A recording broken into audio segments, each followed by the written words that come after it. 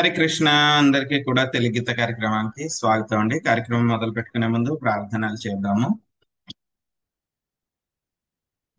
ఓం నమో భగవతే వాసుదేవాయ.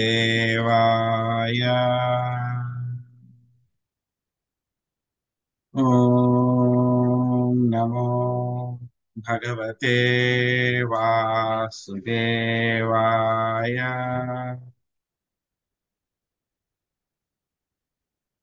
ఓం నమో భగవతే వాసుదేవాయ.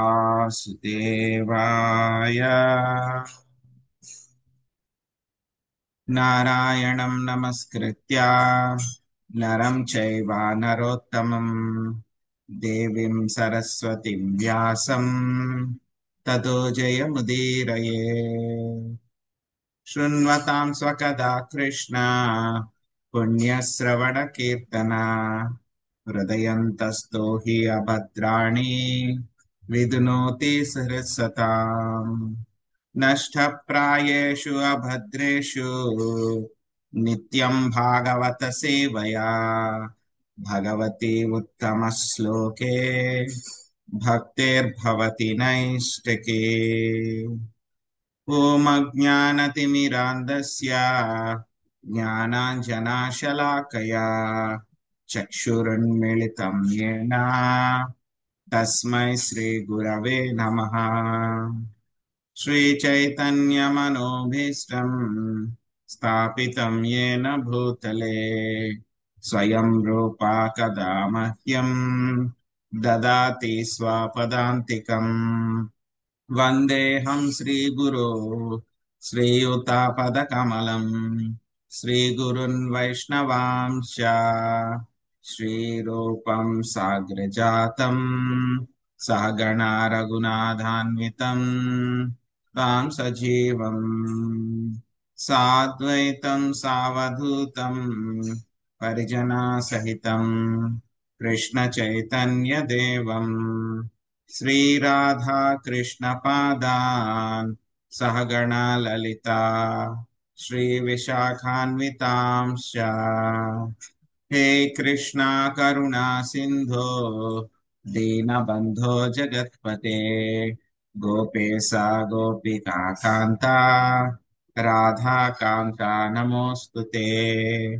తప్త కాంచన గౌరాంగీ రాధే వృందావనేశ్వరి వృషభానుసుతే దేవి ప్రణమామి హరిప్రియే. వాంఛాకల్పతరుభ్యశ్చ కృపా సింధుభ్య ఏవ చ పతితానాం పావనేభ్యో వైష్ణవేభ్యో నమో నమః. జయ శ్రీ కృష్ణ చైతన్య ప్రభు నిత్యానంద శ్రీ అద్వైత గదాధర శ్రీవాసాది గౌర భక్త వృంద. హరే కృష్ణ కృష్ణ కృష్ణ హరే హరే హరే రామ రామ రామ హరే హరే.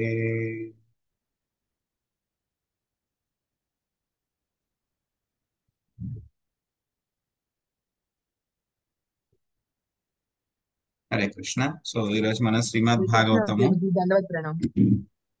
హరే కృష్ణ, దండవత్ ప్రణామాలు. సో ఈరోజు శ్రీమద్ భాగవతము సప్తమ స్కందంలో 15వ అధ్యాయము 27వ శ్లోకం నుంచి మనము కంటిన్యూ చేద్దాము. హరే కృష్ణ ప్రభుజీ దండవత్ ప్రణామాలు. హరే కృష్ణ. ఏష వై భగవాన్ సాక్షాత్ ప్రధాన పురుషేశ్వరః యోగేశ్వరైర్విమృగ్యాంగ్రిలోకో యం మన్యతే నరం. జయలక్ష్మి మాతాజీ అనువాదము, ఆ తర్వాత భాష్యం చదవండి. హరే కృష్ణ ప్రభుజీ దండవత్ ప్రణామాలు. దేవదేవుడగు శ్రీకృష్ణుడు సకల జీవులకు ప్రకృతికి ప్రభు. వ్యాసుదేవుని వంటి మహర్షులు అతని పాదపద్మములను ఆపేక్షించి అర్చించుదురు. అయినను కొందరు మహర్షులు అతనిని సామాన్య మానవుడి అనియే తలుతురు. శ్రీల ప్రపాదుల వారి భాష్యం. శ్రీల ప్రపాద్కి జై. గురుదేవుని అవగాహన చేసుకునేడి సందర్భమున శ్రీకృష్ణుడు దేవాది దేవుడు అనేడి ఉపమానమును చక్కగా ఒసగనది. గురుదేవుడు సేవక భగవానుడని పిలువబడగా శ్రీకృష్ణుడు భగవానుడు, సేవ్య భగవానుడు అనగా గురువు పూజిక భగవానుడు. శ్రీకృష్ణుడు పూజ్య భగవానుడు. గురువుకు కృష్ణునికి గల భేదం ఇదియే. మరొక విషయం ఏమనగా దేవాది దేవుని ఉపదేశములను గూడి ఉన్నట్టి భగవద్గీత గురుదేవునిచే యథాతథముగా ఎటువంటి తప్పిదము లేకుండా చెప్పబడును. కనుక పరతత్వము గురుదేవుని యందు ప్రతిష్ఠితమై ఉన్నది. 26వ శ్లోకము జ్ఞానదీప ప్రపదే గురౌ అని స్పష్టంగా తెలుపబడినది. భగవంతుడే నిజమైన జ్ఞానమును సమస్త ప్రపంచమునకు అందించును. ఇక గురుదేవుడు భగవత్ ప్రతినిధిగా ఆ సందేశమును సమస్త ప్రపంచమును ప్రచారం కావించును. కనుక పరిపూర్ణ దృష్టిలో గురుదేవునికి భగవంతునికి భేదము లేదు. ఎవరో కొందరు శ్రీకృష్ణుని లేదా శ్రీరాముని సామాన్య మానవుడని తలచినంత మాత్రమున ఆ దేవదేవుడు మానవ మాతృడైన వాడని కాదు. అదే విధముగా దేవాది దేవుని యొక్క ప్రామాణిక ప్రతినిధి అయిన గురుదేవుని అతని కుటుంబ సభ్యులు సామాన్య మానవుడని భావించినంత మాత్రమున ఆ మహనీయుడు మానవ మాతృడు అయినాడని భావము కాదు. గురుదేవుడు భగవంతునితో సమానుడు కనుక ఆధ్యాత్మిక పురోగతి యందు శ్రద్ధ కలిగిన వారు గురుదేవుని ఆ రీతిగా తలంచవలెను. ఇట్టి అవగాహనము నందు లేశ మాత్రం తప్పిదమైనను శిష్యుని యొక్క వేదాధ్యయమును తపస్సులలో గొప్ప విపత్తును కలుగజేయగలదు. హరే కృష్ణ ప్రభుజీ. థ్యాంక్ యూ ప్రభు. హరే కృష్ణ ప్రభుజీ. ఎన్నో చాప్టర్ ప్రభుజీ? మాతాజీ 15వ అధ్యాయం మాతాజీ. శ్లోకం ఏది ప్రభుజీ? 28. సరే. షడ్వర్గ సంయమైన మైకాంత సర్వా నియమచోదనా తదంతాయ వినో యోగా నావహేయుశ్రమావహ. లక్ష్మీజీ మాతాజీ మీరు అనువాదము తర్వాత భాష్యంలో మొదటి పారాగ్రాఫ్ చదవండి. ఆ తర్వాత భాగ్యలక్ష్మి మాతాజీ మీరు భాష్యంలో యస్య దేవి దగ్గర నుంచి చివరి వరకు చదవండి. హరే కృష్ణ ప్రభుజీ. దండవత్ ప్రణామాలండి. అనుష్ఠానము, విధి నియమములు, తపస్సు, యోగాభ్యాసము అనునవి మనస్సును ఇంద్రియములను నిగ్రహించుటకే ఉద్దేశింపబడినవి. వాటిని నియంత్రించిన పిమ్మటయు మనుజుడు దేవదేవుని ధ్యానమునకు అరుదెంచనిచో ఆ కార్యములన్నీను వృధాశ్రమయే అగును. భాష్యం. గురుదేవుని ఎడ అకుంఠితమగు భక్తి లేకున్నను యోగాభ్యాసము ద్వారాను వేదానుసారము కర్మానుష్ఠానము చేతను మనుజుడు జీవిత చరమ లక్ష్యమైనట్టి పరమాత్మానుభూతిని బడయవచ్చును కదాయని ఎవరేని వాదించవచ్చును. కానీ వాస్తవ విషయం ఏమనగా యోగాభ్యాసము ద్వారా మనుజుడు భగవద్ధ్యాన స్థితికి అరుదెంచవలెను. ధ్యానావస్థిత తద్గతేన మనసా పశ్యంతియం యోగినః అని శాస్త్రములందు తెలుపబడినట్లు ధ్యానపరుడు భగవంతుని గాంచగలిగినప్పుడే యోగ పూర్ణత్వమును బడయను అనేకమగుకు రావచ్చును. కానీ కేవలము ఇంద్రియ నిగ్రహమే అతనిని చరమ సారాంశమునకు గొనిపోజాలదు. అయినను గురుదేవుని ఎడ దేవదేవుని ఎడ అకుంఠితమగు శ్రద్ధతో భక్తుడు ఇంద్రియ నిగ్రహమును సాధించుటయే గాక భగవదనుభూతిని కూడా బడయగలడు. హరే కృష్ణ ప్రభుజీ. థ్యాంక్ యూ ప్రభు. హరే కృష్ణ ప్రభుజీ. శీల ప్రభుపాద వారికి జై. యశ దేవే పరా భక్తిర్యథా దేవే తథా గురౌ కస్యైతే కథితాహ్యార్థాః ప్రకాశంతే మహాత్మనః. భగవంతుడు గురుదేవుడు ఇరువురి యందు అచంచలమగు విశ్వాసము కలిగిన మహాత్ములకే వేద జ్ఞాన సారము సహజంగా విదితము కాగలదు. అనగా శ్వేతాశ్వతర ఉపనిషత్తు 6.23 యందు తుష్యేయం సర్వభూతాత్మ గురు శుశ్రూషయా తరంత్యజ్ఞో భవార్ణవం అనియు చెప్పబడినది. గురుదేవుని సేవ మాత్రమున శిష్యుడు అవిద్యా సాగరమును దాటి భగవద్ధామమును చేరగలడు. ఆ విధముగా అతడు క్రమముగా భగవంతుని ముఖాముఖి గాంచగలిగి అతని సాన్నిధ్యమును అనుభవించును. భగవంతునితో సంపర్కము ఏర్పడితే యోగం యొక్క చరమ లక్ష్యము. ఇది సాధించనిదే మనిషి చేసేది నామమాత్ర యోగ సాధన కేవలము నిష్ఫలము, వృధాశ్రమయే అగును. థ్యాంక్ యూ ప్రభుజీ, అవకాశం ఇచ్చినందుకు. హరే కృష్ణ, దండ ప్రణాం. యదా వార్తాదయో హ్యర్థా యోగస్యార్థం న బిభ్రతే అనర్థాయ భవేయుస్మా పూర్తమిష్టం తదా సతః.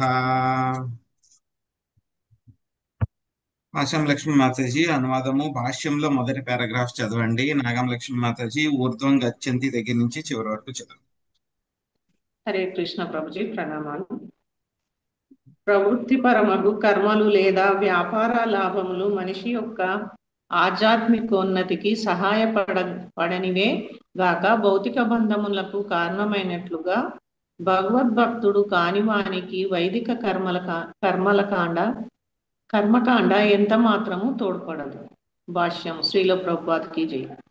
వృత్తిపరమగు కర్మల ద్వారా గాని, వాణిజ్యము ద్వారా గాని లేదా వ్యవసాయం ద్వారా గాని ఎవడేని ధనికుడైనచో అతడు ఆధ్యాత్మికముగా పురోగమించి నించిన వాడని కాదు. ఆధ్యాత్మికముగా పురోగమించుట ఎనున్నది భౌతికముగా ధనవంతుడై ఉండుటకు భిన్నమైనది. ఆధ్యాత్మిక సంపన్నులుగా నగుటయే జీవిత లక్ష్యమైనప్పటికీ తప్పుద్రోవ పట్టినట్టి దుర్భాగ్యులకు మానవులు భౌతికముగా సంపన్నులయ్యేడి కార్యములనందే నియక్తులగుదురు. కాని అట్టి కలాపములు మానవ జీవిత లక్ష్య సాధనకు ఏమాత్రము తోడ్పడవు. పైగా లౌకిక కలాపములు మనుజుని అనవసరమగు ఆవశ్యక్యముల ఎడ అనురక్తుని చేయగలవు. వాని వలన అతడు పతనము చెందు ప్రమాదము అధికముగానున్నది. ఈ విషయమే భగవద్గీత 14.18 యందు ఇట్లు ధృవపరచబడింది. హరే కృష్ణ ప్రభుజీ, ధన్యవాదాలు. హరే కృష్ణ ప్రభుజీ, నేను కొంచెం బయటికి వెళ్తున్నాను ప్రభుజీ, సారీ ప్రభుజీ. నేనేనా ప్రభు? అవును మాతాజీ. ఊర్ధ్వం గచ్చంతి సత్వస్థ మధ్యే తిష్టంతి రాజస జగన్యగుణ వృత్తిస్థ అదో గచ్చంతి తామస. సత్వగుణమునందున్న వారు క్రమముగా ఊర్ధ్వలోకములకు చేరుదురు. రజోగుణయుతులు భూలోకమునందు వసింతురు. హేయమగు తమోగుణయుతులు నరకలోకములకు పతనము చెందుదురు. ముఖ్యముగా కలియుగమునందు భౌతిక పురోగతి అనగా పతనము మరియు పలు అనవసరమునగు ఆవశ్యకముల ఎడ ఆకర్షణయనియే భావము. అవి నీచ గుణములను కలుగజేయును. కనుకనే జగన్య గుణ వృత్తిస్థ అని చెప్పబడినది. అనగా జనులు నీచ గుణములు కలిగిన వారగుటచే తదుపరి జన్మలలో పశువులుగా ఇతర జాతులుగా జీవనములు గడుపుదురు. భక్తి భావ సమన్వితము కానట్టి ధర్మ ప్రదర్శనము మనుజుని అల్పజ్ఞుల దృష్టిలో మహనీయునిగా చేయవచ్చునేమో గాని అట్టి ప్రదర్శనము ఎవరకు తోడ్పడదు. జీవిత లక్ష్యము నుండి వైదొలగకుండునట్లు అది చేయజాలదు. Thank you Prabhuji. Hare Krishna. Hare Krishna. So 27వ శ్లోకంలో మనకి ఏం చెప్తున్నారు? ఈ యొక్క సేవ్య భగవానుడు, సేవక భగవానుడు. సో గురువుకి అదే విధంగా శ్రీకృష్ణ భగవానుడికి మధ్యలో ఉన్నటువంటి తేడా ఏమిటి? ఒకరేమో సేవ్య భగవానుడు, ఇంకొకళ్ళు సేవక భగవానుడు. సేవక భగవానుడు అంటే కనుక గురుదేవుడు, సేవ్య భగవానుడు అంటే శ్రీకృష్ణ భగవానుడు అన్నమాట. సో అంతే తప్పితే కనుక వాళ్ళిద్దరి మధ్యలో కూడా ఎటువంటి భేదము కూడా లేదు అని చెప్పేసి మనకి చెప్తున్నారు అన్నమాట. ఇక్కడ తెలుసుకోవాల్సినటువంటి విషయం. సో మొత్తం అందరికీ కూడా శ్రీకృష్ణ భగవానుడే ప్రభు. సో కొంతమంది ఎవరైతే గనక వ్యాసదేవుడు అటువంటి మహర్షులందరూ, గొప్ప గొప్ప మహర్షులందరూ కూడా ఆయన యొక్క పాద పద్మాలనే అపేక్షిస్తూ సేవిస్తూ ఉంటారు. కొంతమంది మాత్రం ఆయన దేవాది దేవుడు కాదు అని చెప్పి చెప్తూ ఉంటారు. ఆయన దేవాది దేవుడు కాదు అని చెప్పిన తర్వాత ఆయన కాకుండా పోడు అనమాట. సో అలాగే గురువు కూడా చూస్తే కనుక ఆయన కూడా చాలా గొప్ప వ్యక్తి అన్నమాట. కానీ ఆయన యొక్క కుటుంబ సభ్యులకి, ఆయన యొక్క బంధువులకి, తల్లిదండ్రులకి ఆయన ఎలా ఉండొచ్చు? మామూలు వ్యక్తి కింద ఉండొచ్చు. వాళ్ళందరూ కూడా ఆయన్ని మామూలు వ్యక్తి కింద వాళ్ళు ట్రీట్ చేయొచ్చు. కానీ శిష్యుడికి మాత్రం గురువు గారు ఎలా ఉండాలి? భగవంతుడితో సమానంగా ఉండాలి. వాళ్ళందరూ మిగతా వాళ్ళందరూ కూడా ఆయన్ని ఏ విధంగా ప్రవర్తిస్తున్నారు, ఆయనతో ఏ విధంగా ట్రీట్ చేస్తున్నారు అనే దాంతో సంబంధం లేదు. శిష్యుడికి సంబంధించినంత వరకు గురువే భగవంతుడు, ఆయనే దైవంతో సమానము.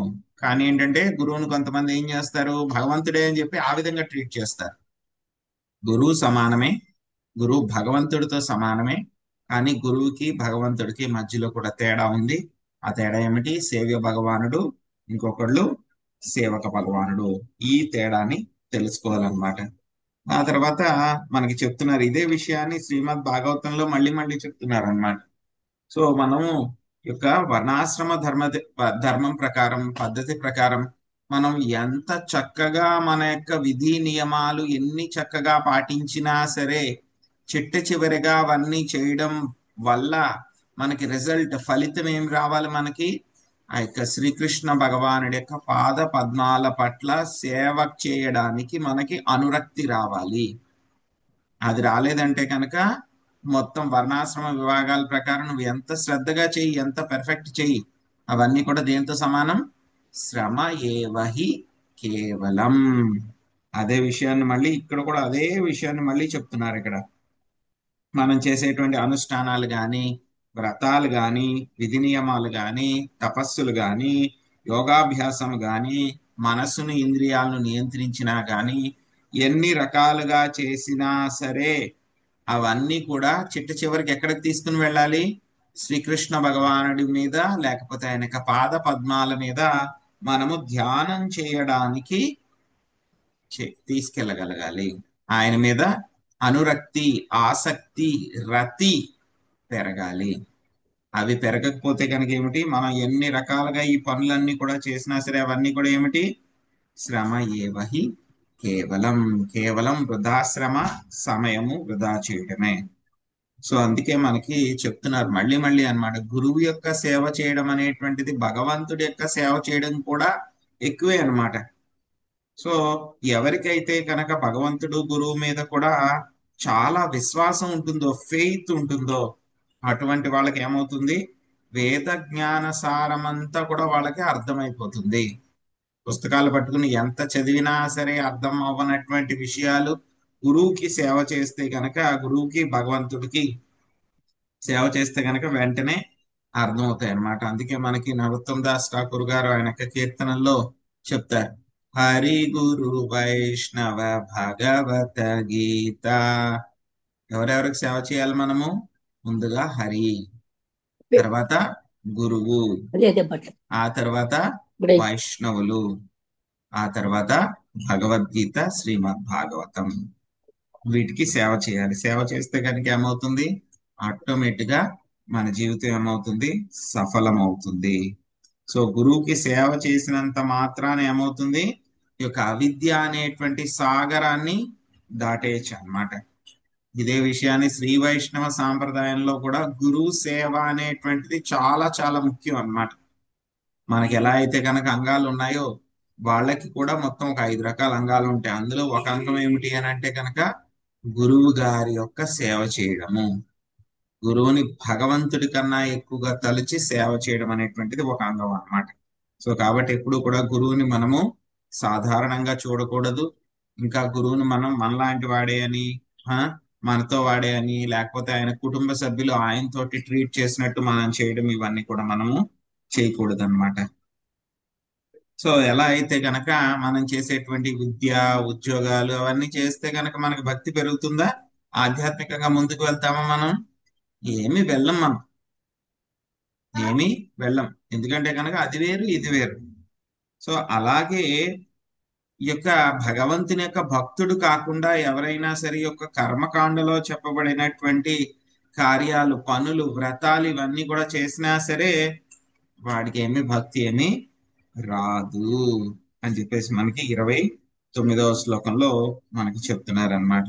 సో కాబట్టి వీటిలన్నిటిని కూడా గుర్తుపెట్టుకుని మనము కర్మకాండ చేయాలా వద్దా, భగవంతుడిని ఏ విధంగా చూడాలి, భగవంతుడి సేవ్య భగవానుడు, సేవక భగవానుడు అంటే కనుక గురువు, వాళ్ళిద్దరి మధ్యలో ఉన్నటువంటి తేడా తెలుసుకోవాలి. ఫిలాసఫీ అంతా తెలుసుకోవాలి మనం అన్నమాట.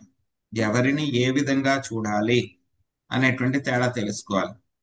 సో ఇప్పుడు ప్రస్తుతం ఉన్నటువంటి ప్రజలకి ఏంటంటే దేనికి ఎంత విలువ ఇవ్వాలో కూడా తెలియట్లేదు అనమాట.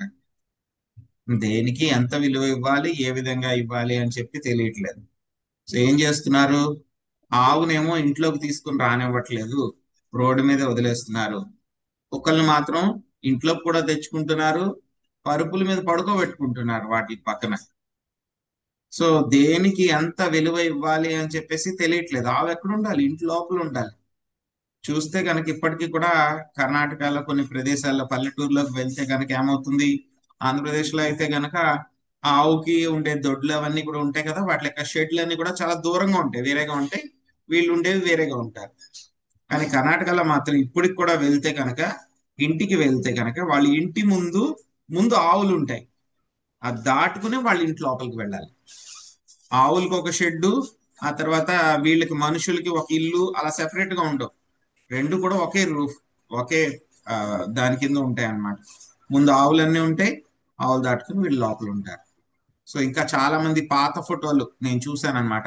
ఒక్కొక్కసారి ఇంటికి వెళ్తే వాళ్ళు ఎలా ఉండేవంటే కనుక, ఫోటోలు, పాత ఫోటోలు, గ్రూప్ ఫోటోలు ఇది వరకు అంటే ఫోటోలు అలా ఉండేవి కదా, మనలాగా ఇప్పుడు మొబైల్స్ అన్ని ఉండేవి కదా. వాళ్ళు ఫోటో స్టూడియోకి వెళ్ళాలి, లేకపోతే ఫోటోగ్రాఫర్ని వాళ్ళ ఇంటికి పిలిపించుకుని ఫోటో తీయించుకోవాలి. అలాంటి ఫోటోలు మళ్ళీ వాళ్ళు ఫ్రేమ్ కట్టించుకుని వాళ్ళ ఇంట్లో పెట్టుకుంటారు అనమాట. అలాంటి ఫోటోల్లో వాళ్ళు ఆవులతోటి ఫోటో తీయించుకునేవి ఉంటాయండి.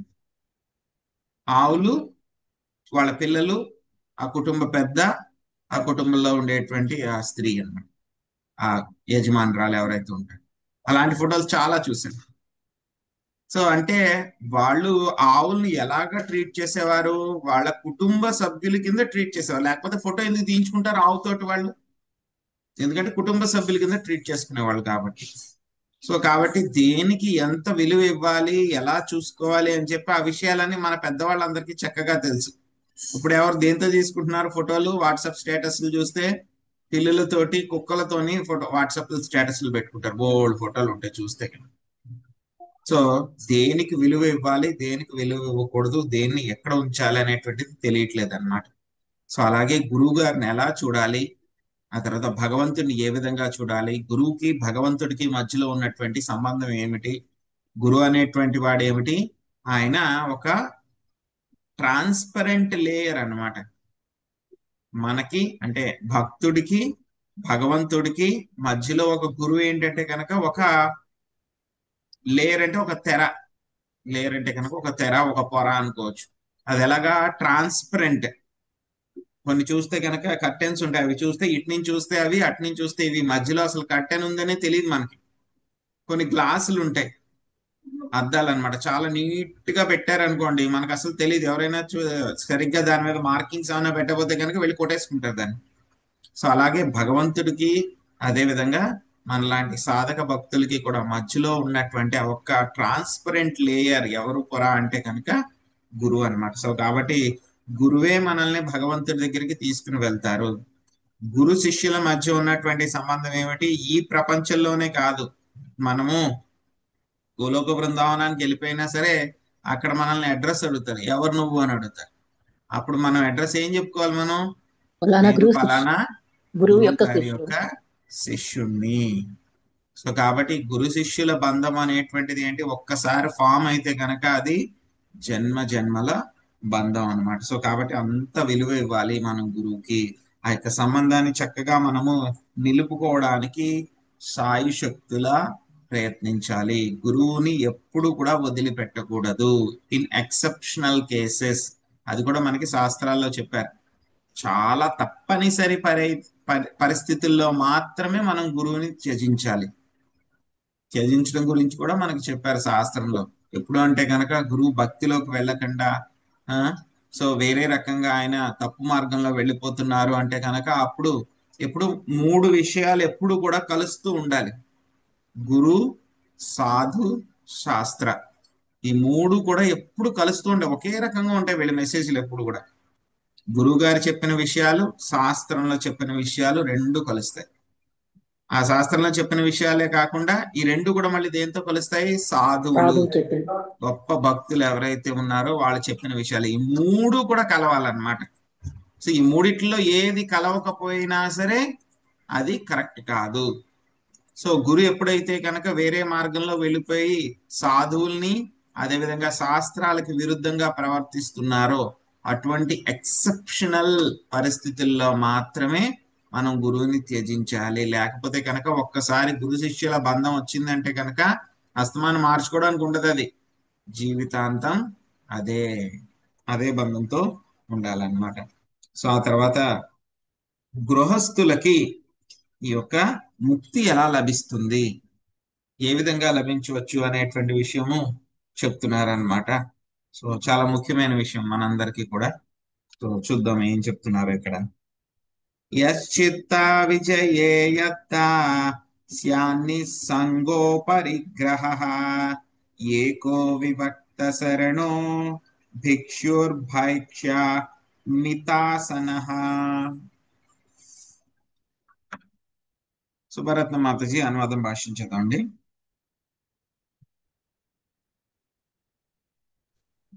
హరే కృష్ణ. మనసును జయింపగోరువాడు కుటుంబమును విడిచి కలుషిత సాంగత్యము నుండి విడివడిన వాడై ఏకాంతమున జీవించవలెను. దేహ పోషణకై అతడు జీవన వశక్యములకు అవసరమైనంతనే భిక్షమెత్తవలెను. భాష్యము. మనోకల్లోలమును జయించుటకు పద్ధతి ఇదియే. మనుజుడు కుటుంబమును విడిచి ఒంటరిగా జీవించుచు దేహ పోషణ కొరకు భిక్షమెత్తి మితాహారి అయి ఉండవలెనని ఉపదేశించబడినది. ఇట్టి పద్ధతి పాటింపనిదే ఎవడును కామవాంఛను జయింపజాలడు. సన్యాసమనగా భిక్షాటన జీవితమును స్వీకరించుట అను భావము. అట్టి జీవనము మనుజుని సహజముగానే వినమ్రుడు కామవాంఛ దూరుడు అగునట్లుగా కావింపగలదు. ఈ సందర్భమున స్మృతి శాస్త్రములో ఇట్లు చెప్పబడినది.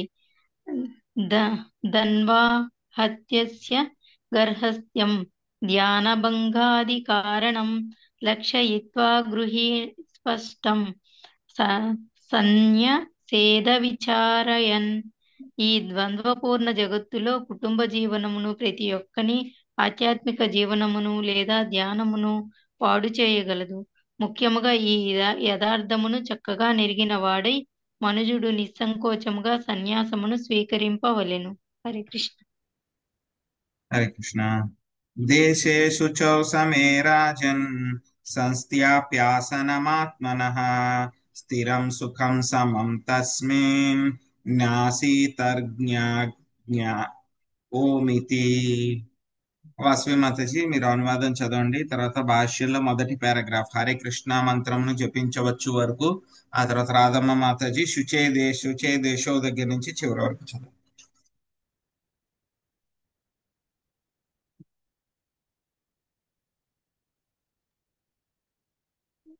హరే కృష్ణ ప్రభుజీ.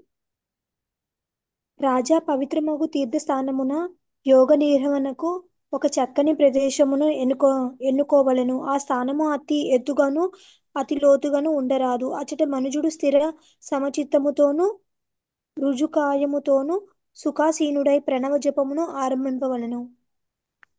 భాష్యము శ్రీల ప్రభుపాదికి జై. అది యందు మనుజుడు భగవంతుని అవగాహన చేసుకొన జాలడు కనుక ఓంకార జపము సాధారణముగా ఉపదేశించబడును.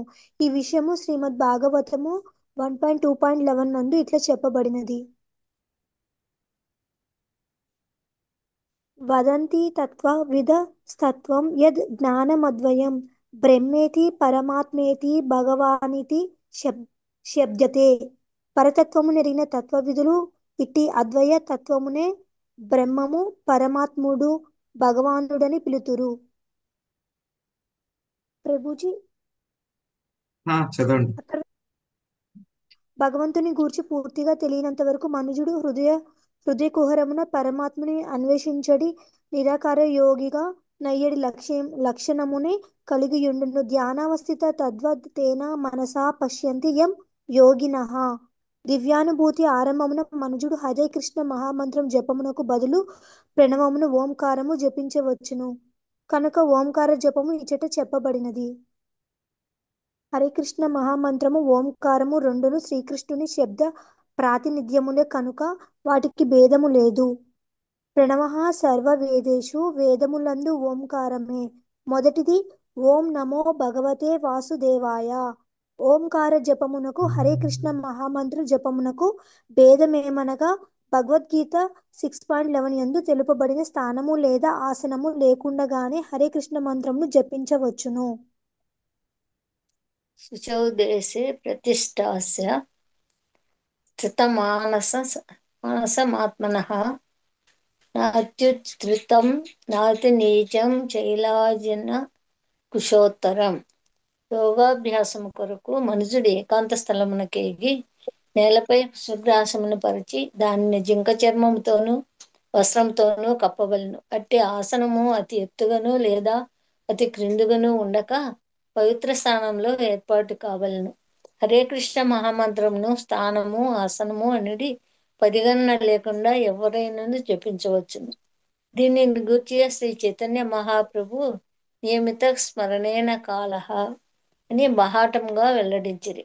హరే కృష్ణ మహామంత్ర జప విషయమున ఆసనమును గూర్చిన ప్రత్యేకమగు ఆదేశములు ఏవీను లేవు.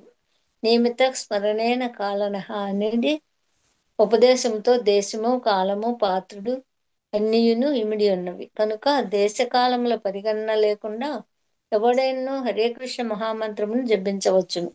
భగవద్గీత ఉపదేశానుసారము ఉన్నట్టి అనువైన స్థానమును కనుగొంట కలియుగమున అత్యంత కఠినము.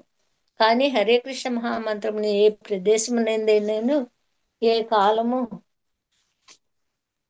నందైనను జపించవచ్చును. అది సత్వర ఫలముల నివ్వగలదు. అయినను మహామంత్ర జప సమయములో మనుజుడు విధి నియమములను పాటించవచ్చును. అనగా కూర్చొని జపం చేయనప్పుడు దేహమును నిటారుగా ఉంచవలను. అది జపం చక్కగా సాగుటకు తోడ్పడగలదు. లేనిచో అతడు నిద్రలో మునిగే అవకాశం ఉన్నది. Hare Krishna. Thank you Prabhuji. Hare Krishna. So ఇక్కడ మనకి వచ్చేటువంటి శ్లోకాల్లో 10 శ్లోకాల్లో అనమాట 30వ శ్లోకం నుంచి 40వ శ్లోకం వరకు కూడా ఏ విధంగా గృహస్థులు కూడా వాళ్ళు ముక్తిని పొందగలరు అనేటువంటి విషయం ఆ పద్ధతి గురించి మనకి చెప్తున్నారు అనమాట. సో మొట్టమొదటిగా గృహస్థు దగ్గర ఉండనటువంటి విషయం ఏమిటి, అన్నిటికంటే కూడా చాలా కష్టమైనటువంటి విషయం ఏంటి గృహస్థుకి, వాడి యొక్క మనసు వాడి యొక్క నియంత్రణలో ఉండదు. గృహస్థు యొక్క మనసు చెప్పినట్లు వినదు.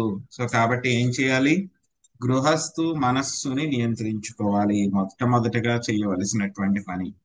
సో అందుకే ఏం చేయమంటున్నారు, అటువంటి వాళ్ళకి కుటుంబాన్ని వదిలిపెట్టి వెళ్ళమంటున్నారు, కలుషిత సాంగత్యాన్ని కూడా వదిలిపెట్టి వెళ్ళమంటున్నారు, అవేమీ లేకుండా ఏకాంతముగా జీవించాలి. తర్వాత అవసరాల కోసం ఎంతవరకు అయితే అంతవరకు మాత్రమే భిక్షాటనం చేస్తూ జీవనం చేయాలి అని చెప్తున్నారు. అంటే ఏంటి, సన్యాసం తీసుకోవాలి అని చెప్తున్నారు. సన్యాసం తీసుకున్నా కూడా అందులో కూడా ఎవరైతే కనుక కలుషిత సాంగత్యం ఉంటుందో వాళ్ళ యొక్క సాంగత్యాన్ని వదిలిపెట్టాలి. ఎందుకు భిక్షాటనం చెయ్యాలి అని అంటున్నారు అని అంటే కనుక ఏమవుతుంది, భిక్షాటనం చేస్తే కనుక ఆటోమేటిక్ గా వాడు వినమ్రుడైపోతాడు. ఏదైతే గర్వం ఉందో ఆ గర్వం అంతా కూడా పటాపంచలైపోతుంది. సో ఒక పాస్ట్ టైం ఒకటి గుర్తొస్తుంది అనమాట, ఎక్కడో ఒక క్లాస్ లో విన్నాను అనమాట. సో బెంగాల్లో ఒక పెద్ద జమీందారు ఉన్నాడు అనమాట. సో ఇప్పట్లాగే కాకుండా ఏంటంటే కనుక అప్పట్లో ఇంకా చివరిలో అందరూ కూడా ఏంటంటే కనుక పుణ్యక్షేత్రాలకు వెళ్ళిపోయేవారు. సో ఇప్పట్లో అయితే కనుక అందరూ కూడా చనిపోయేదాకా కూడా ఇంకా బిజినెస్ చేయాలి, ఇంకా డబ్బులు సంపాదించాలి అని ఆలోచిస్తూ ఉండేవాళ్ళు. కానీ ఏంటంటే కనుక అప్పట్లో అలా ఉండేది కాదు. ఇంకా చివరి దశలో ఒక లిమిట్ పెట్టుకునే వాళ్ళు, ఇంత ఇన్ని సంవత్సరాలు అని చెప్పి పెట్టుకున్న తర్వాత వాళ్ళు వదిలిపెట్టేసి వెళ్ళిపోయేవాళ్ళు అనమాట. ఆ తర్వాత వాళ్ళు సంపాదించిన ధనాన్ని ఎవరికైతే కనుక పిల్లలకి అది ఇవ్వాలో అంతవరకు ఇచ్చేసి మిగతాది వాళ్ళు దాన ధర్మాలు చేసుకునేవాడు అనమాట. సో అలాగే ఇక బృందావనంలో ఈ జమీందారు గారు ఒక ఆయన ఉన్నారంట. సో ఉన్నారు, ఆయన ఎక్కడికి వచ్చేసారు, బృందావనంలో కాదు బెంగాల్లో ఉండేవారు ఆయన. సో ఇంకా చివరిలో బృందావనానికి వచ్చేసారు అనమాట. వచ్చేసి ఆయన ఎంత సెటిల్ చేయాలో, పిల్లలకి ఎంత ఇవ్వాలో అంత ఇచ్చేసిన తర్వాత మిగతా డబ్బులు అంతా కూడా తీసుకుని ఆయన బృందావనానికి వచ్చేసారు. బృందావనానికి వచ్చేసి అందరికీ కూడా దాన ధర్మాలు అవన్నీ కూడా చేస్తూ ఉన్నారు. కొన్నాళ్ళకి ఏమైంది, ఆయన దగ్గర ఉన్న ధనం అంతా కూడా అయిపోయింది. చాలా పెద్ద జమీందారు గారు అనమాట. సో అయిపోయిన తర్వాత ఏం చేసేవాడు అంటే కనుక ఈయన అందరి దగ్గరికి వెళ్ళి భిక్షాటనం చేస్తూ అక్కడ బృందావనంలోనే భక్తి చేసుకుంటూ ఉండేవాడు అనమాట. సో అదే ఊరికి దగ్గరలో ఇంకో పెద్ద జమీందారు గారు ఉండేవాడు. వీళ్ళిద్దరికి మధ్యలో కూడా ఏంటంటే కనుక ఎప్పుడు కూడా తెలుసుగా భౌతిక ప్రపంచంలో రైవల్రీ, శత్రుత్వం అనేటువంటిది ఉందన్నమాట. సో ఇప్పుడు ఏమైంది, ఈ జమీందారు గారు కూడా వాడు వెళ్ళిపోయాడా, నేనే వెళ్ళందా అని చెప్పేసి ఆయన కూడా వచ్చాడు బృందావనానికి. వచ్చేసి ఈయన కూడా ఏం చేశాడు, తాను కూడా తీసుకొచ్చిన డబ్బులన్నీ కూడా అందరికి కూడా పంచిపెట్టడం మొదలు పెడుతున్నాడు. అందరికి డబ్బులు మిగతావి ఏవైతే ఉన్నాయో ఆహారము అలా రకరకాలుగా పంచిపెడుతూ ఉన్నాడు అనమాట. సో ఈ పాత జమీందార్ 1, 2 అని చెప్పుకుంది. ఈ జమీందార్కి అప్పుడే డబ్బులు అయిపోయినాయి కదా, అందరి దగ్గరికి వెళ్ళి ఆయన భిక్షాటనం చేసుకునేవాడు. కానీ ఈ జమీందార్ 2 ఎవరైతే ఉన్నారో, శత్రుత్వం ఎవరి దగ్గర అయితే ఉందో అతని దగ్గరికి వెళ్ళి మాత్రం భిక్ష తీసుకునేవాడు కాదంట. ఎందుకంటే తెలుసు ఆ దానం చేసే వ్యక్తి ఎవరు, ఇంతకు ముందు నాకు శత్రువు అని చెప్పేసి ఆ ఫీలింగ్ ఉండిపోయింది మనసులో అనమాట. ఆయన దగ్గర తప్పితే కనుక మిగతా ఎక్కడి దగ్గర అయినా సరే వెళ్ళి తీసేసుకునేవాడు అనమాట భిక్ష. అంటే ఉంటుంది కదా ఎవరికైనా సరే, ఆ యొక్క నామోషి అని అయినా సరే, ఆ గర్వం అన్నా సరే, వాడి ముందు నేనెందుకు చేయి చాచాలి అని అయినా సరే. సో కొన్నాళ్ళకి ఏమైంది, వాళ్ళ గురువు గారు చూసి నువ్వు అందరి దగ్గర, గురువు గారు పసిగట్టేశారు అనమాట ఎక్కువ విషయం.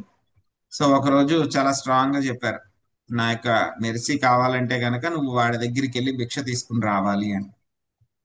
సో చెప్తే కనుక ఏం చేశాడు ఈయన, జమీందార్ 1 అంటే ఏం లేవు అయిపోయిందంతా, ఆ జమీందార్ 2 దగ్గరికి వెళ్ళి గురువు గారు చెప్పారు అని చెప్పి చాలా కష్టమైనా సరే అతని దగ్గరికి వెళ్ళి చేయి చాచి భిక్ష తీసుకున్నాడు అనమాట.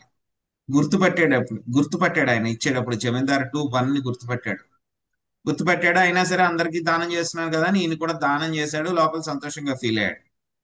కానీ ఎప్పుడైతే కనుక జమీందార్ 1, 2 దగ్గర నుంచి భిక్ష తీసుకున్నాడో ఏమైపోయింది, ఆ రోజు అతనిలో ఉన్నటువంటి గర్వం ఏదైతే ఉందో అది మొత్తం పూర్తిగా డిస్ట్రాయ్ అయిపోయింది. కొంచెం ఇంకా అంటిపెట్టుకుని ఉందన్నమాట అది లోపల, ఈగో అనేటువంటిది ఉంటుంది కదా. సో అది కొంచెం ఉంది, అంతలాగా అన్ని పోగొట్టుకున్నా, అంత దాన ధర్మాలు చేసినా, రోజు భిక్షాటనం చేసుకున్నా పోలేదన్నమాట. కానీ ఎప్పుడైతే జమీందార్ 2 దగ్గరికి వెళ్ళి తీసుకున్నాడో, ఇంతకుముందు రైవల్రీ ఎవరి దగ్గర అయితే ఉందో, అప్పుడు ఏమైపోయింది, మొత్తం వినమ్రుడైపోయాడు. ఆ యొక్క విద్యాహంకారం ఏదైతే ఉందో అదంతా కూడా నాశనం అయిపోయింది. సో అదే విషయాన్ని గురువుగారు కూడా తర్వాత అప్రిషియేట్ చేస్తారనమాట. సో అలాగా ఇక సన్యాసం తీసుకుని యొక్క భిక్షాటనం చేస్తే కనుక ఏమవుతుంది అని అంటే కనుక ఇక మనం వినమ్రులం అవుతాము. మనది ఏదైతే కనుక ఇక ఈగో అన్నమాట, మనకి ఏదైతే ఉంటుందో, అహంకారం ఏదైతే ఉంటుందో, మిథ్యాహంకారం ఏదైతే ఉంటుందో అది నాశనం అయిపోతుంది. అందుకే ఇక్కడ చెప్తున్నారు అనమాట, ఈ విధంగా భిక్షం ఎత్తుకోవాలి, ఎంతవరకు అవసరమైతే అంతవరకే భిక్షం ఎత్తుకోవాలి అని చెప్పేసి ఇక్కడ మనకి చెప్తున్నారు. ఆ తర్వాత మళ్ళీ యోగాభ్యాసం ఏ విధంగా చేయాలి, ఆసనాలు ఏ విధంగా చేయాలి అనేటువంటిది మనకి 31వ శ్లోకంలో చెప్తున్నారు అనమాట. సో ఎక్కడ పడితే అక్కడ యోగాభ్యాసం చేయడం కుదరదు. వాళ్ళు ఎక్కడ పుణ్యక్షేత్రాలు ఏవైతే ఉంటాయో, పుణ్యస్థలాలు ఏవైతే ఉంటాయో అక్కడికి వెళ్ళి వాళ్ళు యొక్క ఆసనాలు అవన్నీ కూడా చేయాలన్నమాట. ఏదో మా ఇంట్లో కూర్చుని చేస్తాను, లేకపోతే మా ఇంట్లో హాల్లో చేస్తాను, మ్యూజిక్ పెట్టుకుని చేస్తాను, యోగా స్టూడియోలో చేస్తాను అంటే కనుక కుదరదు. ఎక్కడ చేయాలి, ఇవన్నీ కూడా పుణ్యక్షేత్రాల్లో, తీర్థ స్థానాలు ఏవైతే ఉంటాయో అక్కడ చేయాలన్నమాట. ఆసనం కూడా, ఇవన్నీ కూడా మనకి భగవద్గీతలో గుర్తొస్తుందా, 6వ అధ్యాయంలో చెప్తారు కదా ధ్యాన యోగంలో. హరే కృష్ణ ప్రభుజీ, ఈ రోజు అదే చదివామండి ఇందాక.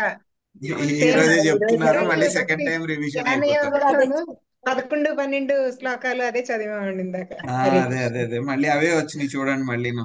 అవును, 2 టైమ్స్ రివిజన్, చాలా స్ట్రాంగ్, ఇంకా మర్చిపోరు అనమాట. శోచే దేశే ప్రతిష్టాప్య స్థిరమాత్మ మానస. ఈ రోజు అదే స్టడీ చేసినట్టున్నారు. సో అందుకని ఎక్కువ డిస్కస్ చేసుకోవద్దు, ఫాస్ట్ గా వెళ్ళిపోదాం. సో ఈ యొక్క ఆసనం ఎంత ఎక్కువగాను ఉండకూడదు, హైట్ తక్కువగా కూడా ఉండకూడదు, సమానంగా ఉండాలి. యోగి చాలా స్ట్రైట్ గా తిన్నగా కూర్చొని ఏం చేయాలి, సుఖాసనుడై యొక్క ప్రణవ మంత్రాన్ని జపం చేయాలి. ప్రభుపాద్ గారు ఇక్కడ చెప్తున్నారు భాష్యంలో, ఇక ప్రణవ మంత్రానికి హరే కృష్ణ మహామంత్రానికి తేడా ఏమీ లేదు, రెండు కూడా శ్రీకృష్ణ భగవానుడి యొక్క శబ్ద రూపాలే అని చెప్పి చెప్తున్నారు. కానీ ఏంటంటే కనుక ప్రణవ మంత్రం చేయాలంటే కనుక మనకి దేశ కాల పరిస్థితులు అవన్నీ కూడా చూసుకుని చెయ్యాలి. మనం పరిశుభ్రంగా ఉన్నప్పుడు మాత్రమే చేయాలి. కానీ హరే కృష్ణ మహామంత్రం జపించడానికి మనకి ఎటువంటి నియమాలు లేదు, ఎప్పుడైనా చేయొచ్చు, ఏ విధంగా అయినా చేయొచ్చు, ఆసనం లేకపోయినా చేయొచ్చు, నడుచుకుంటూ చేయొచ్చు, ఎలాగైనా సరే చేయొచ్చు అన్నమాట. సో ఏ విధంగా చేసినా సరే మనకి హరే కృష్ణ మహామంత్ర యొక్క ఫలితము చాలా వెంటనే దొరుకుతుంది అని చెప్పి చెప్తున్నారు. ఆ తర్వాత మళ్ళీ నాసికాగ్రం మీద ఏ విధంగా దృష్టి కేంద్రీకరించాలి, ప్రాణాయామ ఏ విధంగా చేయాలి అనేటువంటిది మనకి 32, 33 శ్లోకాల్లో చెప్తున్నారు. ప్రాణాపానౌ సన్నిరుధ్యాత్ పూరకుంభకరే చకై యావన్మనస్త్యజేత్ కమాన్ స్వనా సాగ్ర నిరీక్షణః యతో యతో నిస్సరతి మనః కామాః తం భ్రమత్ తతస్తత్తా ఉపాహృత్య హృది హృంద్యాచనైర్భుతా. శ్రీదేవి మాతాజీ మీరు అనువాదము తర్వాత భాష్యంలో శ్రీకృష్ణుడు ఇట్లు పలికిన వరకు చదవండి. లక్ష్మీ నాగేశ్వరి మాతాజీ మన్మనాభావ మద్భక్తు దగ్గర నుంచి చివరి వరకు చదవండి. నాసికాగ్రమున తదేకముగా దృష్టిని సారించుచు యోగి పూరకము కుంభకము రేచకము ద్వారా శ్వాసక్రియను క్రమపరిచి మనస్సును భౌతికాశక్తి నుండి నిగ్రహించి మనోవాంఛలనన్నింటినీ వేయును. కామపరాజితమగు మనస్సు ఇంద్రియ తృప్తి భావనల వైపునకు మళ్ళినంతనే అతడు దానిని వెనుకకు తెచ్చి హృదయ కుహరమున బందీ చేయవలెను. భాష్యం.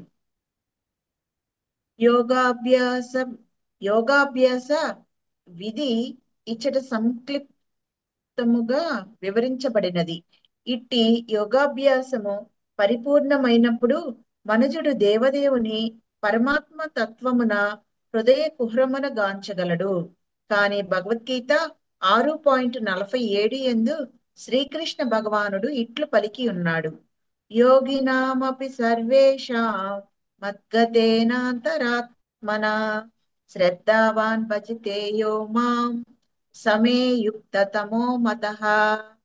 అత్యంత శ్రద్ధతో నా భావన యందే సదా నిలిచి ఉండువాడును, నన్నే తన యందు సదా స్మరించువాడును, మరియు నాకు దివ్యమైన ప్రేమయుత సేవను వనరించువాడును అగు యోగి యోగులందరి కన్నను అత్యంత సన్నిహితముగా నాతో యోగమునందు కూడినవాడై ఉన్నాడు. సర్వులలో అతడే అత్యున్నతుడు. శ్రీకృష్ణుణ్ణే సదా హృదయ కుహరమున నిలుపుకొనుడి కారణమున భక్తుడు శీఘ్రమే పరిపూర్ణ యోగి యగును. సులభముగా యోగమును అభ్యసించుటకు ఇది మరొక పద్ధతి. ఈ విషయమున శ్రీకృష్ణుడు ఇట్లు పలికెను. హరే కృష్ణ ప్రభు. హరే కృష్ణ పద్మనాభ మద్భక్తో మధ్యామి మాం నమస్కురు సర్వదా నిన్నే చింతింపుము నా భక్తుడు వగుము నన్ను అర్చింపుము నాకు నమస్కరింపుము. భగవద్గీత 16.65. మనుజుడు హృదయమున శ్రీకృష్ణుడినే నిలుపుకుని భక్తి యోగమును కొనసాగించినచో శీఘ్రమే అత్యుత్తమ యోగి కాగలడు. పైగా శ్రీకృష్ణుని మనసులో నిలుపుకునేట భక్తునికి ఎంత మాత్రమున కష్టమైనను కార్యము కాదు. దేహాత్మ బుద్ధి కలిగిన సామాన్య వ్యక్తికి యోగాభ్యాసము సహాయకారి కావచ్చునేమో గాని భక్తి యోగమును చేపట్టిన వాడు మాత్రం శీఘ్రమే సులభముగా పరిపూర్ణ యోగి కాగలడు. హరే కృష్ణ. హరే కృష్ణ. ఏవమభ్యస్య తచ్చిత్తం కాలేనాల్పీయసాయతే అనిసం తస్య నిర్వాణం యాత్యనిందానవహ్నివత్.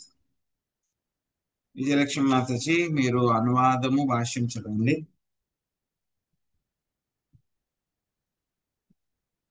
హరే కృష్ణ ప్రభు. యోగి ఈ రీతి క్రమముగా అభ్యాసం చేసినప్పుడు జ్వాలలు లేదా ధూమము లేనట్టి అగ్ని వలె అతని హృదయము అచిరకాలములోనే సుస్థిరమై కలతకు దూరమగును. భాష్యంపై శ్రీల ప్రభుపాదుల వారికి జై. భౌతిక వాంఛల నిలుపుదలయే నిర్వాణము. నిష్కామత్వము అనగా ఒకప్పుడు మనోరథములన్నీయును ఆగిపోవుట అని భావించబడుచుండును. కానీ అది అసాధ్యము. జీవుడు ఇంద్రియములను కూడి ఉండును. ఇంద్రియములు పనిచేయుట ఆపివేసినచో జీవుడే కాదు, అతడు పాషాణమో కాష్టమో అగును. అది కూడా అసాధ్యమే. అతడు జీవముతో ఉన్నందున నిత్యుడు చేతన స్వరూపుడు ఆధ్యాత్మికంగా అగ్రసరులు కానట్టి వారికే భౌతిక వాంఛలచే మనస్సు కలత చెందకుండుటకు యోగాభ్యాసం ఉపదేశించబడెను. కానీ ఎవడేని మనస్సును శ్రీకృష్ణ పాదార విందముల చేత సుస్థిరముగా నిలపగలిగినచో అది శీఘ్రమే ప్రశాంతముగా నగును. అట్టి శాంతిని గూర్చి భగవద్గీత 5.29 యందు ఇట్లు చెప్పబడినది: భోక్తారాం యజ్ఞ తపసాం సర్వలోక మహేశ్వరం సుహృదం సర్వభూతానాం జ్ఞాత్వా మాం శాంతి మృచ్యతే. శ్రీకృష్ణుడు పరమభోక్తయని, సమస్తమునకు పరమ అధిపతి అని, ఎల్లరికూ పరమ మిత్రుడని తెలుసుకుని ఉన్నవాడు భౌతిక కలవరము నుండి బయటపడి శాంతిని పొందును. కానీ దేవదేవుని ఎరగని వారికి యోగాభ్యాసమే ఉపదేశించబడినది. హరే కృష్ణ ప్రభు. ధన్యవాదాలు. హరే కృష్ణ. సో ఏ విధంగా మనం ఈ యొక్క యోగాభ్యాసం చేయాలి? సో నాసిక మీదే తదేకంగా దృష్టి సారించాలి. తర్వాత ఏం చేయాలి? ఈ యొక్క కుంభక, రేచక, పూరక అని చెప్పేసి శ్వాసను నియంత్రించాలి. ఈ శ్వాసను నియంత్రించడం ఎందుకు ఇలాగా మెకానికల్ గా చేస్తే కనుక ఏంటి లాభం? ఆయుష్ ని కొంచెం పెంచుకోవచ్చు శ్వాస నిలిపివేయటం వల్ల. పెంచుకోవచ్చు. ఇంకా మనసు నిగ్రహించుకోవచ్చు ప్రభుజీ. మనస్సుని మెకానికల్ గా, మామూలుగా అయితే కనుక మనసుని కంట్రోల్ చేయడం చాలా కష్టం. కానీ వీళ్ళు ఏం చేస్తారు అంటే కనుక మనస్సుని యాంత్రికంగా నియంత్రించుకోవడానికి ఈ యొక్క శ్వాసని వీళ్ళు ఉపయోగిస్తారు అన్నమాట. సో ఆ విధంగా శ్వాసని క్రమపరుచుకుని ఏం చేయాలి? మనసుని మెల్లగా భౌతిక పరమైనటువంటి విషయాల నుంచి తీసివేసి మనం మిగతా వాటిలన్నిటినీ కూడా వదిలిపెట్టాలన్నమాట. సో అప్పుడు ఏమవుతుంది? మళ్ళీ వెనక్కి వెళ్ళిపోతుంది. అది వెళ్ళిపోయినా సరే మళ్ళీ దాన్ని వెనక్కి తెచ్చుకోవాలి. ఎలా అయితే మనం చాంటింగ్ చేస్తున్నప్పుడు మనసు అక్కడికి ఇక్కడికి వెళ్ళిపోతుంది. వెళ్ళిపోయిన తర్వాత మళ్ళీ ఏం చేయాలి? మళ్ళీ మనం వెనక్కి తీసుకుని రావాలి. మళ్ళీ వెళ్ళిపోతుంది, మళ్ళీ వెనక్కి తీసుకోవాలి. ఎన్నిసార్లు వెళ్ళిపోతే అన్నిసార్లు మనం మళ్ళీ వెనక్కి తీసుకురావాలన్నమాట. మన సక్సెస్ ఏంటంటే కనుక ఒక్కొక్కసారి వెళ్ళిపోయినప్పుడు చాలాసేపు అక్కడే ఉండిపోతుంది. మనకి తర్వాత ఎప్పుడో తెలుస్తుంది, ఓ వెళ్ళిపోయిందా అని చెప్పేసి చాలాసేపు తర్వాత తెలుస్తుంది అనమాట. అప్పుడు మనం వెనక్కి తెచ్చుకోవాలి. మన సక్సెస్ ఏంటంటే కనుక వెళ్ళిన వెంటనే తెలిసి వెంటనే వెనక్కి తెచ్చుకోగలిగితే కనుక అది సక్సెస్ మనకి ప్రస్తుతం మనం ఉన్నటువంటి స్థాయిలో అన్నమాట. సో కాబట్టి ఇక్కడ ఏం చెప్తున్నారు మనకి? ఎప్పుడైతే కనుక ఈ విధంగా యోగాభ్యాసం చేస్తాడో ఏమవుతుంది? తన మనసులో ఉన్నటువంటి పరమాత్మని చూడగలుగుతాడు, పరమాత్మని తెలుసుకోగలుగుతాడు, ఆ యొక్క పరమాత్మతోటి సంబంధం ఉంచుకోగలుగుతాడు. ధ్యానంలో ఉన్నప్పుడు పరమాత్మని దర్శనం చేసుకోగలుగుతాడు. పార్షియల్ రియలైజేషన్ అన్నమాట.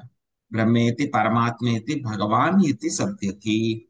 సో ఆ విధంగా పరమాత్మ రియలైజేషన్ అవ్వగలడు అనమాట. కానీ శ్రీకృష్ణ భగవానుడు ఏం చెప్తున్నారు మనకి? యోగినామపి సర్వేషాం, ఆ శ్లోకంలో ఏం చెప్తున్నారు మనకి? సో ఎవరైతే కనుక అత్యంత శ్రద్ధతో నా భావంలో నిలిచి ఉండేవాళ్ళు, ఎప్పుడు కూడా నన్నే స్మరించుకుంటూ ఉండేటువంటి వాడు, నాకు దివ్యమైనటువంటి సేవ చేసేటువంటి వాడు, అందరి యోగులందరికంటే కూడా చాలా అత్యున్నతుడు, మిగతా వాళ్ళందరికంటే కూడా నాకు చాలా క్లోజ్, అటువంటి యోగి అందరిలో కూడా సర్వోన్నతుడు అని చెప్పి చెప్తున్నారనమాట. సో శుద్ధ భక్తులు అనమాట ఎప్పుడు ఏం చేస్తూ ఉంటారు? వాళ్ళకి వేరే పనేమి లేదు, ఎప్పుడు కూడా కృష్ణుడి గురించి ఆలోచనలు. ఎప్పుడైనా వాళ్ళకి, మనకైతే కనుక ఎప్పుడైనా సరే రోజులో కొంచెం సేపు ఎప్పుడో తలుచుకుంటామేమో కృష్ణుడి గురించి. కానీ శుద్ధ భక్తులు ఏంటి? రోజులో కొంచెం సేపు వాళ్ళు తలుచుకోరేమో, అంతే. అది కూడా చాలా తక్కువ సేపు. అది వాళ్ళకి మనకి ఉన్నటువంటి తేడా. అందుకే స్వామి ఏం చెప్పారు భగవద్గీతలో? మన్మనాభావ మద్భక్తో మధ్యాజీమాం నమస్కురు అని చెప్పి మనకి చెప్పారనమాట. ఆ తర్వాత ఏం చేయాలి? ఈ విధంగా యోగాభ్యాసం చేస్తూ ఉన్నప్పుడు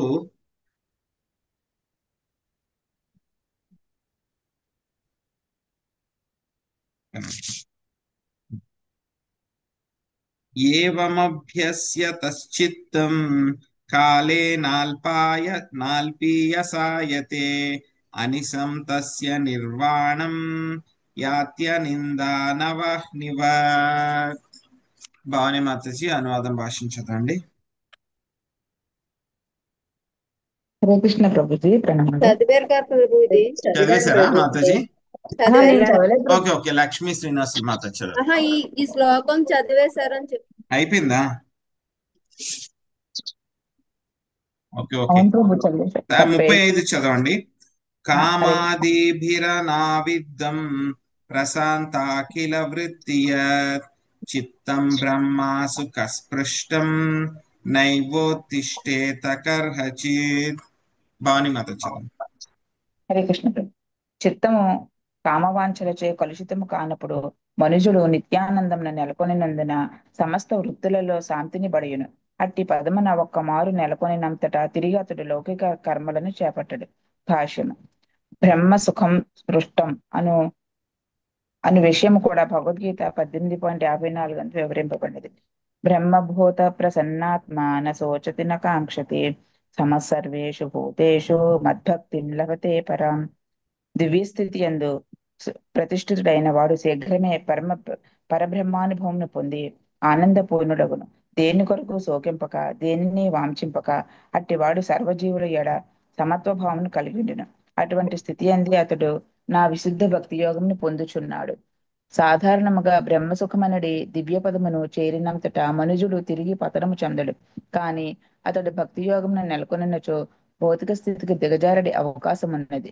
ఆరూహ్య కృచ్ఛ్రేణ పరం పదం తతః సతంత్యధో నాదృత యష్మందంగ్రహ. మనుజుడు బ్రహ్మసుఖ స్థితికి చేరినను భక్తియుత సేవలో నెలకొనినచో అచ్చట నుండైనను భౌతిక స్థితికి పతనము చెందగలడు. హరే కృష్ణ. థ్యాంక్ యూ ప్రభు. సో ఏమవుతుంది, ఆ విధంగా ఎప్పుడైతే కనుక ఈ యొక్క భౌతిక పరమైనటువంటి విషయాలన్నిటి నుంచి కూడా మనస్సుని దూరం చేసినప్పుడు ఏమవుతుంది, ఎలా అయితే కనుక గాలి వెయ్యనప్పుడు దీపం ఎలా అయితే కనుక చాలా స్టడీగా ఉంటుంది, ఏమాత్రం కదలకుండా తొణక్కుండా స్టడీగా వెలుగుతూ ఉంటుంది, కొంచెం కూడా అటు ఇటు ఊగడం అనేది ఏది ఉండదు.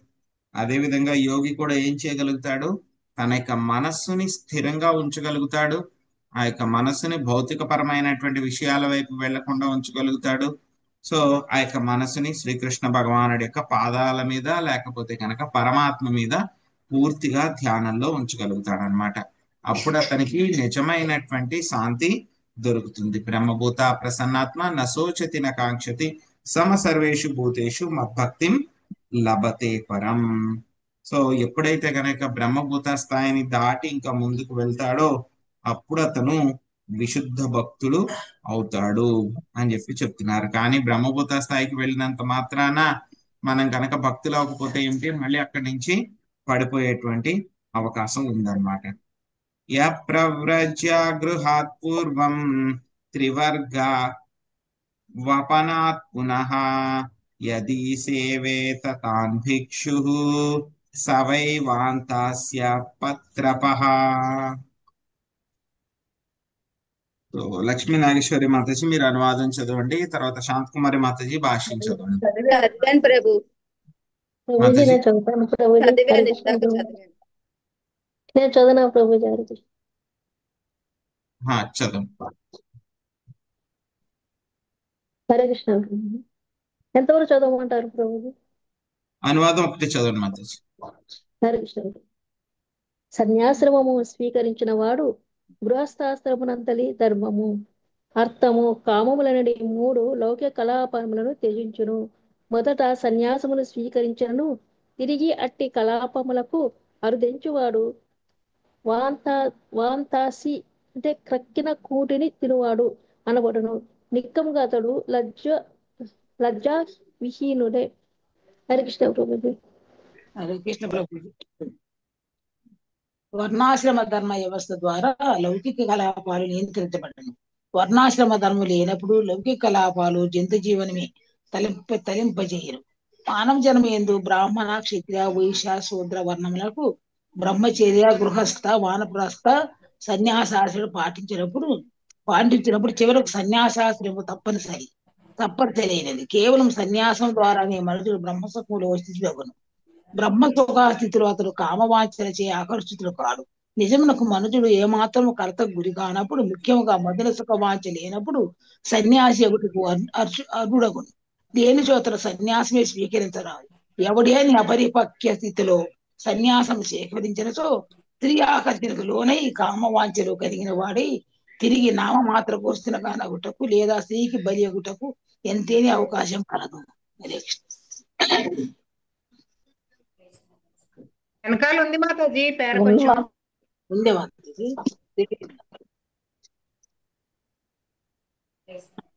అమిత లజ్జావీనుడగును. అతడు వాంతాసి తాను ఎక్కిన దానినే తినేవాడు అని పిలువబడును. నిత్యముగా అతడు నిందనీయమగు జీవితమునే గడుపును. కనుక కృష్ణ చైతన్యోద్యమము నందు బ్రహ్మచారులకు సన్యాసులకు శ్రీ సాంగత్యనుడు దూరంగా నుండమని ఉపదేశించుచున్నాడు. అప్పుడు తిరిగి కామవాంఛలకు బలిగుటకు సంభవింపదు. హరే కృష్ణ. ఇక్కడ ఈ శ్లోకంలో మనకి వాంతాసి సన్యాసి గురించి చెప్తున్నారనమాట. వాంతాసి అంటే గనక మనకి వాంతి అంటాం కదా, వామిట్. సో వాంతి వచ్చింది అంటాం. సో ఎప్పుడైనా సరే మనకి వాంతి వచ్చింది అనుకోండి, చాలా ఎలా ఉంటుంది, చాలా దాన్ని చూస్తేనే, ఆ వాసన చూస్తేనే మనకు పడదు అనమాట. సో అంత భయంకరంగా ఉంటుంది అనమాట ఆ యొక్క వాంతి అనేటువంటిది అనమాట. మనమే తినుంటాము, అది సగం డైజెషన్ అవ్వకుండా ఒక్కొక్కసారి వాంతులు అవుతాయి కదా మనకి, చాలా ఘోరంగా ఉంటుంది దానికి వాసన కానీ. అది చూస్తేనే చాలా భయంకరంగా ఉంటుంది, వాసన కూడా చూడలేము అనమాట. కానీ ఎవరైతే కనుక సన్యాసాశ్రమం తీసుకున్నారు అన్ని కూడా వదిలిపెట్టి, మళ్ళీ ఆ సన్యాసం అవన్నీ కూడా తీసుకున్న తర్వాత కూడా మళ్ళీ వెనక్కి వచ్చి ఈ యొక్క గృహస్థాశ్రమంలోకి ఎంటర్ అయ్యి మళ్ళీ ఆ పనులన్నీ కూడా చేస్తున్నాడు అనుకోండి, అటువంటి వాళ్ళని ఏమంటారు? ఆ వాంతిని తినేటువంటి వాడిని ఏమంటారో అది అంటారు. అందుకే వాళ్ళు ఏమన్నారు? వాంతాసి సన్యాసి. వాంతిని తినేవాడు అనమాట. ఎంత ఘోరంగా ఉంటుందో వాడి యొక్క పరిస్థితి చూడండి. ఇవన్నీ కూడా వదిలిపెట్టి వెళ్ళిపోయాడు. ఇవన్నీ కూడా నాకు వద్దు, చెత్త ఇది అని చెప్పి వదిలిపెట్టి వెళ్ళిపోయి మళ్ళీ ఆ చెత్తనే తెచ్చి ఏరుకుని వెతుకుని తింటున్నాడు అనమాట. సో ఇది చాలా తప్పు, అది వెనక్కి రాకూడదు. సో ఉత్తమమైనటువంటి విషయం ఏంటి? ధర్మార్థ కామాల్ని వదిలిపెట్టాలి అనేటువంటి విషయం మనకి ఒక శ్లోకంలో చెప్తున్నారు. ఎప్పుడైతే కనుక సన్యాసం తీసుకుంటేనే బ్రహ్మసుఖంలో స్థితుడవ్వగలడు. సో బ్రహ్మసుఖ స్థాయిలో అతడు కామవాంఛలకి అస్సలు ఆకర్షితుడు అవ్వడు. సో ఏమాత్రం మనకి కొంచెం కామవాంఛలు ఉన్నా సరే మనం సన్యాసం తీసుకోకూడదు అనమాట. కానీ ఒకసారి తీసుకున్న తర్వాత మళ్ళీ ఇంకా వెనక్కి రాకూడదు, ఆ విధంగా ఉండాలి. సో ఆ తర్వాత మళ్ళీ అసత్తమ సన్యాసి గురించి మనకి 37వ శ్లోకంలో చెప్తున్నారు. అదేంటో చూద్దాం.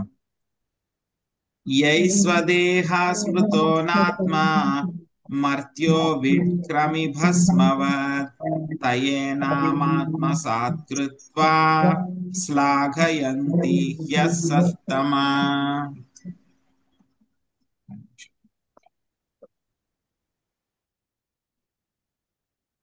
మహాలక్ష్మి మాతజీ మీరు తర్వాత అనువాదము తర్వాత భాష్యంలో ప్రాముఖ్యమునిచ్చును వరకు చదవండి. శాంతి కృష్ణ మాతాజీ దేహమునకే అమృత ప్రాముఖ్యం దగ్గర నుంచి చివరి వరకు చదవండి. హరే కృష్ణ ప్రభుజీ. సన్యాసాశ్రమం స్వీకరించిన వాడు గృహస్థాశ్రమం నందల 37 మాతాజీ 37వ శ్లోకం. హరే కృష్ణ మాతాజీ. హరే కృష్ణ ప్రభుజీ దండ ప్రణామాలు. దేహము మరణశీల మరియు మరణానంతరము అది మలము క్రిములు లేదా బూడిదగా మారుననియు తొలుత తలచినను తిరిగి దానికి ప్రాముఖ్యము నిచ్చి ఆత్మ అని శ్లాఘించుడు సన్యాసులు పరమ మూడులని భావింపబడుదురు. భాష్యము. జ్ఞాన పురోగతి ద్వారా తాను బ్రహ్మము ఆత్మస్వరూపుడని దేహము కాదని స్పష్టముగా నెరిగిన వాడే సన్యాసి. అట్టి అవగాహన కలిగిన వాడు అహం పర బ్రహ్మాస్మి స్థితిలో ఉన్నందున సన్యాసాశ్రమును గ్రహింపవచ్చును. బ్రహ్మబోధ ప్రసన్నాత్మ నా శోచతి నా కాంక్షతి. దేహ పోషణ కొరకై శోకింపని వాడు అత్యాసపుడని వాడు సమస్త జీవులను ఆత్మస్వరూపులుగా అంగీకరించువాడు ఆకు పురుషుడు పిదప భగవద్భక్తిలోనికి ప్రవేశించగలడు. భగవద్భక్తిలో ప్రవేశింపకున్నను కృత్రిమముగా తను బ్రహ్మముగా లేదా నారాయణునిగా భావించువాడు దేహము మరియు ఆత్మ భిన్నమని చక్కగా నెరుగుక నిక్కముగా పతనము చెందును. పతంత్యగః అట్టివాడు దేహమునకే ప్రాముఖ్యమునిచ్చును. హరే కృష్ణ. హరే కృష్ణ. దేహమునకే అమిత ప్రాముఖ్యమునిచ్చడి సన్యాసులు భారతదేశమున పలువురు కలరు. వారిలో కొందరు బీదవాణిని దరిద్ర నారాయణునిగా భావించి అతని దేహమునకు విశేష ప్రాముఖ్యమునిత్తురు. పలువురు ఇతర సన్యాసులు బ్రాహ్మణుడు, క్షత్రియుడు, వైశ్యుడు లేదా శూద్రుడనడి దేహము యొక్క సాంఘిక స్థితికి ప్రాధాన్యమునిత్తురు. అట్టి సన్యాసులు పరమ మూఢులు, అసత్తమాహ. దేహమునకు ఆత్మకు వేదము నెరుగక బ్రాహ్మణ దేహమునే బ్రాహ్మణునిగా కలిసడి కారణమున వారు లజ్జా విహీనులే. బ్రాహ్మణత్వం అనగా బ్రహ్మజ్ఞానమని అర్థము. కాని వాస్తవమునకు బ్రాహ్మణుని దేహము బ్రహ్మము కాదు. అట్లే దేహము ధనికుడు కాదు, దరిద్రుడు కాదు. బీదవాడు దరిద్ర నారాయణుడైతే సంపన్నుడు ధనిక నారాయణుడగున. కనుక నారాయణ నామమునకు అర్థము నెరుగని వారు దేహమునే బ్రహ్మమని లేదా నారాయణుడని భావించువారు ఇచట అసత్తమహ పరమమూఢులు అని వర్ణింపబడిరి. దేహాత్మ బుద్ధి కలవారై అట్టే సన్యాసులు దేహమును సేవించుటకై అనేకమగు యోచనలు చేయుచుందురు. నామమాత్ర ధర్మమును కూడినట్టి హాస్యాస్పదమగు కార్యములను వనరించువారు మానవులను తప్పుద్రోవ పట్టింతురు. అటువంటి వారు ఇచట అపత్రపః అసత్తమహ లజ్జావిహీనులు ఆధ్యాత్మిక జీవనము నుండి పతితులైన వారు అని వర్ణింపబడిరి. హరే కృష్ణ. సో వీళ్ళు ఎవరైతే కనుక సన్యాసం తీసుకుంటారో, ఎవరైతే బ్రహ్మపుత స్థాయికి వెళ్తారో వాళ్ళు ఏమిటి, ఏ స్థాయికి వెళ్తారు? నేను ఈ శరీరాన్ని కాదు, నేను ఆత్మస్వరూపుణ్ణి, ఈ శరీరానికి నాకు సంబంధం లేదు. ఇంకా వాళ్ళు ఏ స్థాయికి వెళ్తారు? ప్రతి జీవుడి యొక్క హృదయంలో కూడా ఆత్మ ఉంటుంది, ఆత్మతో కూడా పరమాత్మ ఉంటుంది అని చెప్పి ఇటువంటి విషయాలన్నీ కూడా వాళ్ళు తెలుసుకుంటారు. తెలుసుకోవడమే కాకుండా వాళ్ళు రియలైజ్ అయ్యి ఆ స్థాయికి వెళ్తారు. కానీ ఏమవుతుంది, ఏదో ఒక కారణాల వల్ల వాళ్ళు ఏమవుతారు, అటువంటి స్థాయి నుంచి కిందకి పడిపోయి మళ్ళీ వెనక్కి వచ్చి వాళ్ళు యొక్క దేహాత్మ భావనలో పడిపోతారు. ఏమిటి దేహాత్మ భావన? సో నేను ఈ శరీరాన్ని అని చెప్పి ఆ శరీరానికి, అతని శరీరానికి వాళ్ళు రకరకాలైనటువంటి కంఫర్ట్స్ అన్నమాట, సుఖాలు ఇచ్చుకోవడం అన్నమాట. ఏసీలు పెట్టుకోవడము, లేకపోతే మంచి బట్టలు కట్టుకోవడము, లేకపోతే వాళ్ళు అలంకరించుకోవడము, లేకపోతే బంగారపు దండలు, చైన్లు అవన్నీ కూడా వేయించుకోవడము, లేకపోతే కనుక వేరే వేరే రకంగా వేరే వాళ్ళ శరీరాల్ని రకరకాలుగా ఉపయోగించుకోవడము తన ఇంద్రియ తృప్తి కోసము, లేకపోతే కనుక కులాలు మతాలు అని చెప్పి వాటి ప్రకారం తేడాగా చూడడము. చూస్తే కనుక కొంతమందికి వాళ్ళ యొక్క కులానికి మాత్రమే ఆయన గురువు అన్నమాట. అటువంటి వాళ్ళు కూడా ఉంటారన్నమాట, క్యాస్ట్ ఫీలింగ్ ప్రకారం ఉండే గురువులు. సో ఇటువంటి వాళ్ళందరినీ కూడా ఏమంటున్నారు? గ్రేట్ సిన్నర్, అసత్తమ సన్యాసి. ఇటువంటి వాళ్ళందరూ కూడా వాళ్ళు ఏమంటారు? అటువంటి వాళ్ళందరూ కూడా పేదవాళ్ళందరికీ కూడా నేను చాలా జాగ్రత్తగా చూస్తాను, వాళ్ళ మంచి కోసం నేను అచ్చేస్తాను ఇచ్చేస్తాను అని చెప్పి వాళ్ళు అన్ని కూడా చేస్తూ ఉంటారు. వాళ్ళ ఆయన్ని దరిద్ర నారాయణుడు అని చెప్పేసి పూజించడము, ఇవన్నీ కూడా వాళ్ళకి మంచి చేయాలని చెప్పి ప్రవర్తించడము. సో ఒకసారి ఏమైంది, వాళ్ళు సన్యాసి అంటే కనుక ఏమిటి, దేహాత్మ భావనను వదిలిపెట్టి ముందుకు వెళ్ళాలి. కానీ ఏమవుతుంది, కొంచెం ముందుకు వెళ్ళి వీళ్ళు మళ్ళీ వెనక్కి వచ్చేసి శరీరం కోసమే ఆలోచించి శరీరం స్థాయిలోనే వాళ్ళు మాట్లాడుతూ ఉంటారన్నమాట. సో ఇటువంటి వాళ్ళందరినీ కూడా ఏమన్నారు? అపత్రపః అసత్తమః, లజ్జావిహీనులు, ఆధ్యాత్మిక జీవనం నుండి పతితులైనటువంటి వాళ్ళు అని చెప్పి చెప్పడం జరిగింది అన్నమాట.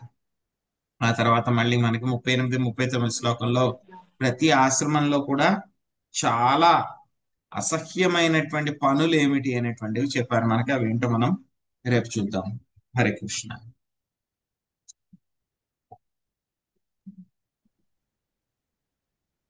Thank you Prabhuji. హరే కృష్ణ. హరే కృష్ణ. వాంఛా కల్పతరుభ్యశ్చ కృపా సింధుభ్యైవ చ పతితానాం పావనేభ్యో వైష్ణవేభ్యో నమో నమః. అనంత కోటి వైష్ణవ బృందకి జై. శ్రీల ప్రభుపాదికి జై. నితాయ్ గౌర ప్రేమానందే. హరి హరి హరి ఓం. హరి ఓం. హరే కృష్ణ. హరే కృష్ణ ప్రభుజీ. హరే కృష్ణ ప్రభుజీ.